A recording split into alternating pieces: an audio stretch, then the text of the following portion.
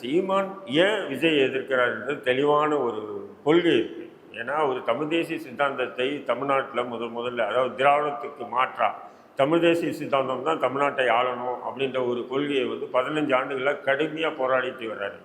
அப்படி இருக்கும்போது இப்போ விஜய் திராவிட கொள்கை தான் என்னுடைய கொள்கை அப்படின்னு சொல்லிட்டு களம் கண்டிருந்தார்னா சீமானுக்கு பெரிய இழப்பு இல்லை.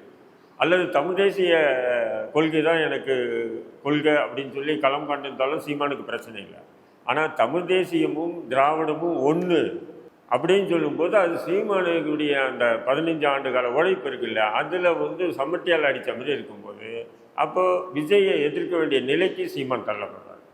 அப்போ விஜயை எதிர்க்க வேண்டிய நிலைக்கு தள்ளப்படும் போது அப்போ அது திமுகவுக்கு ஆதரவாக பேசுகிறாரு அப்படின்னு சொன்னால் எப்படி நம்ம ஏற்றுக்க முடியும் சொல்லுங்கள்?